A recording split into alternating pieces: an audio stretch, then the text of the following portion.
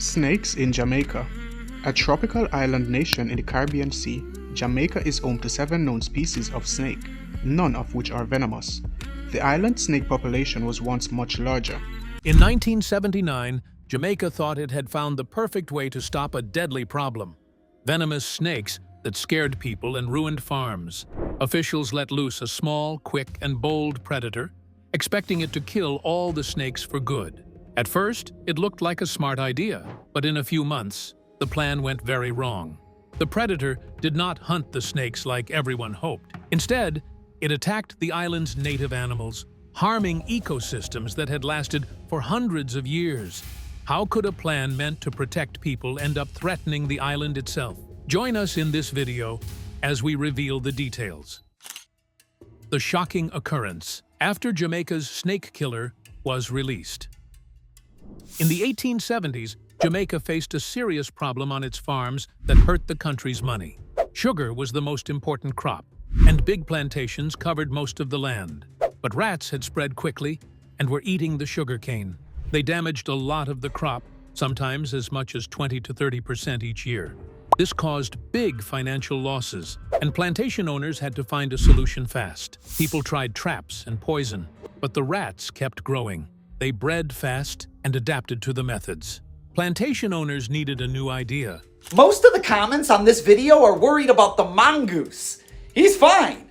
The cobra's the one in trouble. Mongoose are literally designed to fight venomous snakes. They have special receptors in their body. In 1872, a man named William Bancroft Espute suggested bringing mongooses from India. In India, mongooses were famous for killing snakes. People thought maybe they could also eat rats in Jamaica and reduce the problem. Later in 1872, 9 mongooses were brought from India, 4 males and 5 females, and set free in the wild. The hope was that they would live, have babies, and naturally reduce the rat population without much human help. At first, it seemed to work.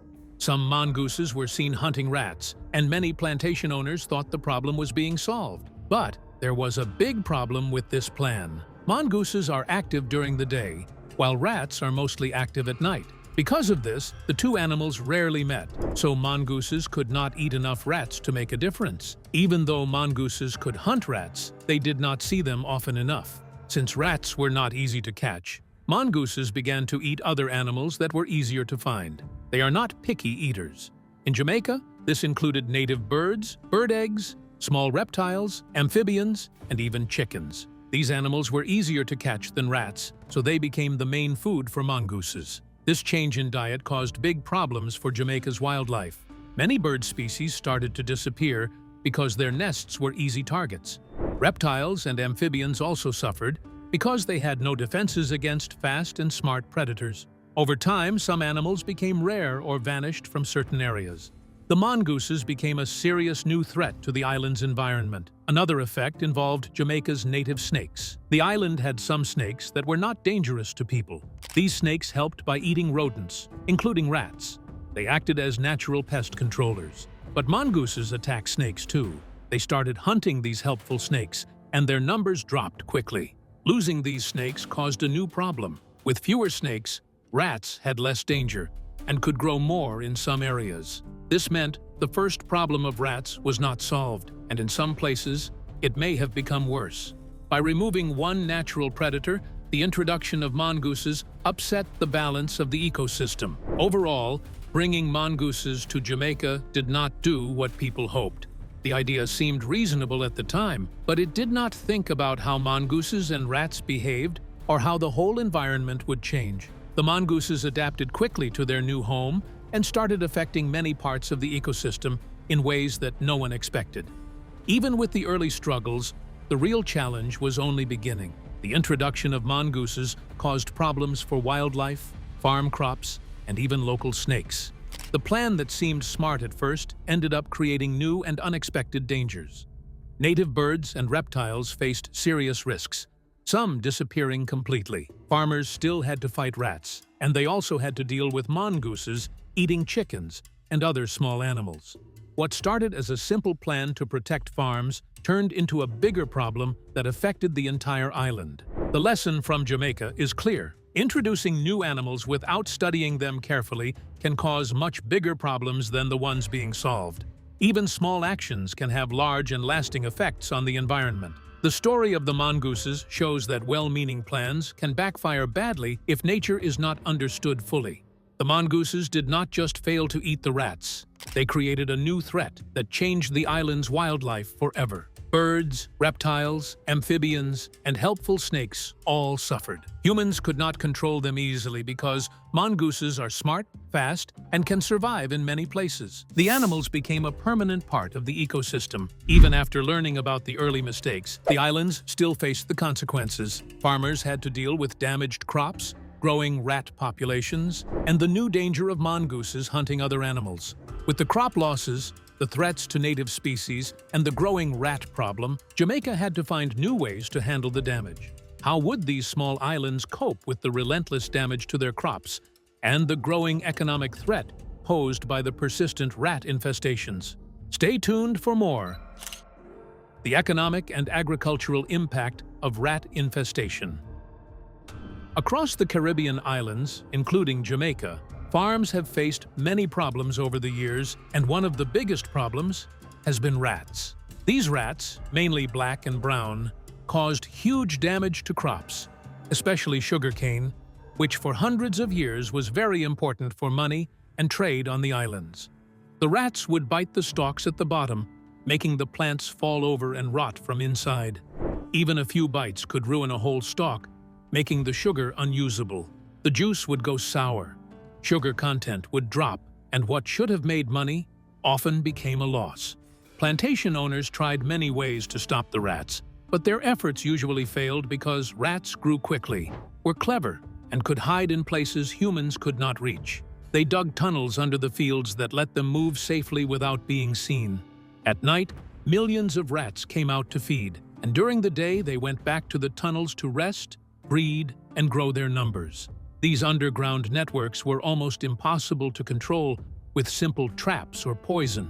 The damage caused by rats went beyond just crops. Fields were left in poor condition, and landowners faced repeated losses year after year. By the late 1800s, it was estimated that about 20% of sugar from large plantations was eaten by rats before it could ever be processed. This was a huge loss, taking away money, resources, and hard work. Farmers could see their labor, money, and hopes being destroyed by small animals.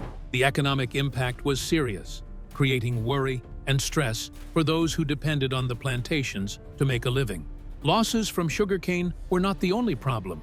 As rats ate the crops, they made the fields dirty and unsafe. Their presence increased the risk of disease, contaminated food, and created constant trouble for workers who had to care for the land. The infestation did not affect only large plantations, but smaller farms as well. The constant pressure from rats meant that new crops were always at risk. Farmers had to spend more time and money protecting what they planted. Many tried fences, traps, and poisons, but results were only partial at best. The rats learned to survive quickly. Their ability to live in both fields and homes made them very hard to remove. As the number of rats grew, their impact got worse, and the money problems for the islands grew too. The problem was also connected to how farming had been developed. Fields were very big, with sugarcane covering large areas, giving rats a perfect place to live. The land had few obstacles, and the warm climate helped rats have babies fast.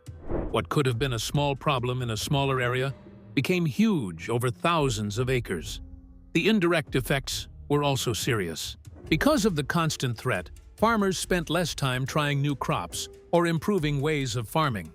Sugarcane stayed the main crop, but productivity was often low because of losses and constant fights with rats. Small farms suffered most because they did not have enough resources to use big control methods. Even large estates had to spend a lot of money on prevention and repairs. In addition to money loss, the problem also caused nature to be unbalanced. Rats disturbed local wildlife, competed with birds and small animals for food, and spreading to new areas caused more environmental problems. By the end of the 19th century, it was clear that rats were more than just a farming problem. They caused money loss, ruined crops, and disturbed nature. Fields were full of rats, crops were damaged, and workers' efforts were wasted. Every season brought new worry, as rats never seemed to go away on their own. The islands faced a cycle where crop damage, money loss, and harm to nature fed each other. Farmers and authorities understood that without a strong and lasting solution, the problem could continue forever. The mix of ruined crops, lost money, and upset nature made the problem urgent and hard to ignore. With the damage to crops and the economy growing worse each year, people began to ask, how were these problems affecting the wider environment and the health of animals and humans across the islands? Let's delve deeper. Ecological consequences and public health challenges. As the 1900s were coming, the problems caused by too many rats went far beyond just ruined crops. One big problem was disease. With so many rats on plantations and nearby areas, it became easier for germs to spread. Rats carried bugs, and germs that could make people, farm animals, and other animals sick. Over time, this became a serious health worry.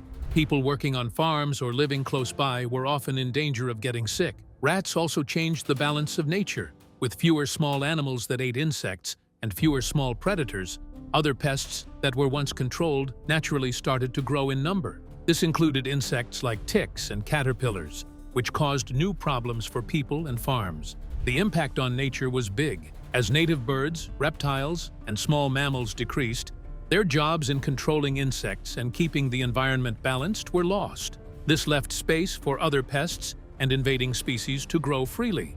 This created a cycle where the rat problem caused even more problems in the environment. For example, ticks became very common in fields, pastures, and even near homes. Reports from the late 18 and early 1900s said it was hard to walk through grass without picking up ticks. These ticks affected people and farm animals, making farms harder and more expensive to manage. The loss of animals that ate insects meant other pests, like caterpillars, also grew in number, causing more damage to crops. Many acres of sugarcane and other plants were ruined by these secondary pests, adding to the money problems already caused by rats. Another serious problem was diseases spreading to people and animals. Some species became carriers of sickness that had not been a big concern before. For example, rabies became a serious problem in places where rat problems had killed natural predators and insect controllers. Farm animals often got sick, and people were at more risk in areas with many of these animals. The long-term effect was a health danger that needed constant watching and action. Trying to fix these problems cost a lot, and often worked only a little. Traps, hunting, and poison were used in many places, but the animals quickly adapted. Their numbers would rise again in weeks or months, making it hard and expensive to control them. Even when efforts reduced numbers in one area, rats or pests from nearby areas would move back, creating a constant cycle of fighting and recovery. Money problems grew beyond ruined crops. Losses of farm animals, medical costs, and the need to keep fighting pests weighed heavily on communities. Small farmers had a hard time protecting their animals, while big plantations had to spend lots of money repeatedly on control efforts. The upset in the food chain also affected soil, crop growth, and the land in general. Fields that could have been productive suffered both from pests and from the unbalanced nature around them. Experts said islands often have fragile environments. Losing native animals can create problems across the whole area, changing which animals eat which, how plants grow, and even the soil. Each island has a special environment, so adding new problems or removing important species can create lasting and unpredictable effects. This meant fighting pests and disease was not only about money, but also about keeping nature balanced. Over decades, it became clear that trying to fix the balance by killing pests worked only a little. The cycles of damage went on, and costs stayed high. Diseases, lost crops, and broken ecosystems made life hard for farmers, leaders, and communities. Ways to manage the problem had to change to focus on lessening the damage instead of stopping it completely, because total solutions were impossible. This struggle showed how farming, nature, and public health are all connected. Each thing affects the others, and together the effects on the Caribbean islands have been very big. Even now, these lessons show that careful, joined-up approaches to pests, nature, and disease are needed. especially on small and sensitive islands. As pressure on the snakes became clearer, a new question arose. Which species were still surviving, and how were they managing to live under so much threat? Let's take a closer look. Snake species and human safety in Jamaica. Jamaica, a Caribbean island known for its natural beauty, is also home to a wide variety of wildlife. Among this wildlife are several species of snakes. While snakes are often feared in many parts of the world, the situation in Jamaica is quite different. The snakes found on this island are generally not dangerous to humans. In fact, they are considered harmless when compared to other animals that people may worry about, such as crocodiles or sharks. This is an important point because it helps to reduce unnecessary fear and misunderstanding about these animals. Most snakes in Jamaica prefer to stay hidden and avoid contact with people. They are naturally shy and tend to live in areas where human activity is limited. Many of them are also active during the night rather than the day. Because of this behavior, it is very rare for people to encounter them. Even when a snake is seen, it usually tries to escape rather than attack. This means that the chances of a dangerous interaction are extremely low. One of the most well-known snakes on the island is the Jamaican boa. This snake is the largest land predator in Jamaica and can grow quite long, sometimes reaching up to 8 feet. Despite its large size and somewhat intimidating appearance, it is not venomous and does not pose a threat to humans. It hunts by staying still and blending into its surroundings, waiting for prey to come close. Once it strikes, it uses its body to wrap around the prey and slowly squeeze it, a method known as constriction. Its diet includes small animals such as birds, bats, rodents, and lizards. This snake usually lives in trees and is most active at night, which further reduces the chances of people seeing it.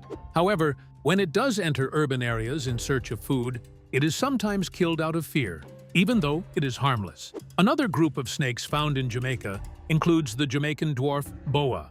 These snakes are much smaller, usually growing to about 60 centimeters in length. Like the larger boa, they are also non-venomous and pose no danger to humans. They prefer quiet environments such as forests and swamps, where they can find food like frogs and small lizards. One interesting feature of these snakes is their unusual defense method. When they feel threatened, they can release small amounts of blood from their mouth and nose and curl into a tight ball.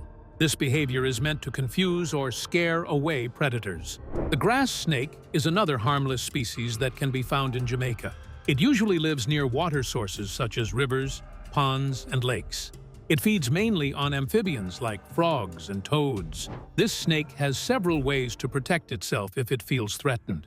It can release a strong, unpleasant smell, pretend to be dead, or even produce small amounts of blood as a defense. These behaviors are not dangerous, but are simply ways to avoid being attacked by predators. There's a lot more to a grass snake than simply being, well, a snake in the grass. Most people would assume they're only found on dry land, in amongst grass. The Jamaican ground snake, also known as the Jamaican racer, is slightly different because it is active during the day. This makes it more likely to be seen by people. However, it is still non-venomous and does not bite. It lives in moist environments and feeds on small animals such as frogs and lizards. Despite being more visible, it remains harmless to humans. The smallest snake on the island is the Jamaican blind snake. This snake looks more like a worm than a typical snake. It spends most of its time underground and has very limited vision. It is completely harmless and rarely seen unless someone digs into the soil or lifts rocks. Another species, the Jamaican spotted boa, is also non-venomous and highly secretive.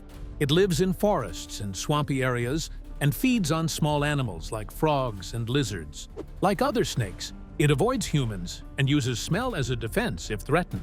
Finally, the Portland Ridge dwarf boa is a rare species found only in a small part of southern Jamaica. Very little is known about it because it is difficult to find. Like all other snakes on the island, it is not dangerous to humans. Overall, all snake species in Jamaica share one important characteristic. They are non-venomous and harmless. They play a role in the ecosystem by controlling populations of small animals, and they generally avoid humans whenever possible. Snakes, especially venomous ones, can be very dangerous to humans, animals, and communities. Their bites can cause severe pain, illness, and even death if untreated. In farms and villages, They threaten livestock, pets, and workers, sometimes stopping people from safely tending fields. Some snakes also disturb local ecosystems by preying on native animals, which can unbalance food chains. While not all snakes are harmful, their presence in large numbers or near humans creates fear and risk. Controlling their populations without harming the environment is difficult, and improper methods can lead to unexpected damage to wildlife and crops. As these individual species and their struggles became clearer, another question began to emerge. What does all of this mean for the future of these snakes? And can anything still be done to protect what remains? Let's find out. Threats, decline, and conservation challenges. Although snakes in Jamaica are not dangerous to humans, they are facing serious challenges that threaten their survival. Over the past several decades, their populations have been steadily decreasing. One of the main reasons for this decline is the loss of natural habitat. As human populations grow, more land is cleared for farming, housing, and infrastructure. Forests are cut down, swamps are drained, and natural environments are changed. This leaves snakes with fewer places to live, hunt, and reproduce. When habitats are destroyed or reduced, snakes are often forced to move into areas closer to human activity. This can lead to more encounters with people, which often do not end well for the snakes. Even though they are harmless, they are frequently killed because of fear or misunderstanding. This adds to the pressure on their already declining populations. Another major threat comes from non-native animals. The most notable example is the mongoose, which was introduced to Jamaica in the 19th century. Although it was brought in for a specific purpose, it has had a strong impact on native wildlife. It preys on many small animals, including snakes, and has contributed significantly to the decline of several species. Other animals, such as feral cats, also hunt snakes and increase the level of danger they face. The effects of these threats can be seen clearly in certain species. For example, some types of the Jamaican ground snake are believed to have disappeared completely. This shows how serious the situation has become. When a species becomes extinct, it is lost forever, and this can have long-term effects on the ecosystem. Even species that still exist are under pressure. The Jamaican boa, for example, has lost much of its natural habitat. As forests shrink, it has fewer places to live and hunt. This sometimes forces it into towns and cities, where it faces danger from humans. Similarly, smaller snakes like the Jamaican dwarf boa and the Jamaican spotted boa are also affected by habitat loss and predation. The Portland Ridge dwarf boa is in an even more serious situation. It is found only in a very small area, which makes it especially vulnerable. Because its range is so limited, any change in its environment can have a major impact. This species has been classified as critically endangered by the International Union for Conservation of Nature, meaning it is at very high risk of extinction. Not all snakes are equally affected. The Jamaican blind snake is considered less at risk because it lives underground. It's a 7-striped blind snake, a truly bizarre species. It spends its life deep underground, so sightings are incredibly rare. Its hidden lifestyle protects it from many threats, including predators and habitat changes. However, this does not mean it is completely safe. Changes to the soil and environment can still affect its survival over time. Overall, the situation of snakes in Jamaica shows how human activity and introduced species can have lasting effects on wildlife. Even animals that are harmless and play important roles in the ecosystem can be pushed toward extinction if their environment is not protected. Conservation efforts are important to ensure that these species continue to exist. Protecting natural habitats, reducing unnecessary killing, and managing invasive species are all steps that can help improve the situation. In conclusion, while snakes in Jamaica are not a danger to humans, they themselves are in danger. Their declining populations serve as a reminder of the importance of balance in nature and the need for careful management of the environment. What happens when a well-intended solution goes horribly wrong for the very environment it was meant to protect? Keep watching for more. The mongoose mistake: how an island's wildlife faced extinction. Amami Oshima is a subtropical island in Japan, covering about 280 square miles, with forests and habitats that host many animals and plants found nowhere else on Earth. These include the Amami rabbit, woodcocks, frogs, lizards, and other birds and mammals. Over millions of years, these species evolved in isolation, creating a unique ecosystem. The island also had a serious problem with the habu snake, a venomous pit viper that can grow more than 6 feet long and has venom capable of killing humans. Habu snakes are mostly active at night and live close to people, often hiding in gardens, fields, and homes. Between the 60s and 70s, the island reported dozens of snake bites each year, which caused deaths, permanent injuries, and long-term disabilities. Limited medical facilities, scarce anti-venom, and slow access to treatment made bites especially dangerous. Farmers, children, and the elderly were particularly at risk. To reduce the snake problem, officials brought 30 Indian mongooses to the island in 1979. These animals were known for killing snakes in India and other places. The plan was that mongooses would hunt and reduce the number of habu snakes. However, the plan did not account for important differences between the animals. Mongooses are active during the day, while habu snakes are active at night. Because of this, they rarely met, and the mongooses did not hunt the snakes. Instead, they hunted birds, eggs, small mammals, lizards, frogs, and insects. These animals had evolved on the island without predators, so they had no defenses against the mongooses. The 30 mongooses quickly found food and shelter, reproduced rapidly, and multiplied. By the early 1900s, there were several thousand, and by 2000, their population had grown to about 10,000. Meanwhile, the habu snakes remained, and bites continued at similar levels. The mongooses became a new problem, harming the island's unique wildlife. The amami rabbit suffered heavily, with young rabbits easy for mongooses to kill. Many woodcocks, which nest on the ground, also disappeared in areas where mongooses were common. Endemic frogs, lizards, and insects declined as ecosystems collapsed. With nowhere to escape, extinction loomed. By the mid-1990s, scientists saw the crisis, and in 1996, removal efforts began. Surveys showed the animals were well established and spreading across most of the island, but eradication was possible with a long-term, well-funded campaign. The public had mixed reactions. Conservationists supported removal to protect the island's unique species. Some residents, however, viewed mongooses as helpful for controlling rats or questioned spending money on animal protection instead of economic needs. The government created a dedicated team to remove the mongooses. They used traps, camera monitoring, detection dogs, and reports from residents. Traps were baited with chicken or fish and placed in grids, with adjustments made based on results. Cameras tracked animal movement and estimated populations, even in hard-to-reach areas. Dogs tracked mongooses, while residents reported sightings.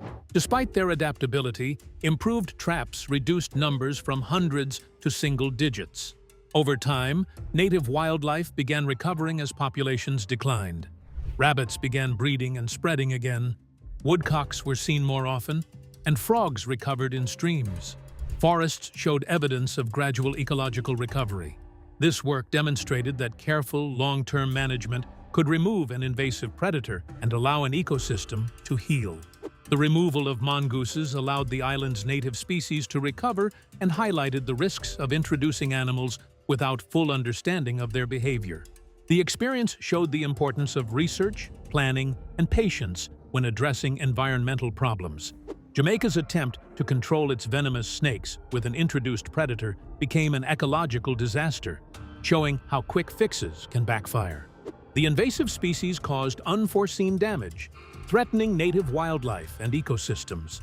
This story reminds us that nature is fragile, and human interventions must be carefully planned and studied. What do you think about the failed method of Jamaica to control snakes?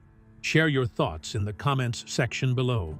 Thank you for following the shocking story of Jamaica's attempt to wipe out its deadly snakes and the unexpected chaos that followed. If this story surprised you, don't forget to like and subscribe.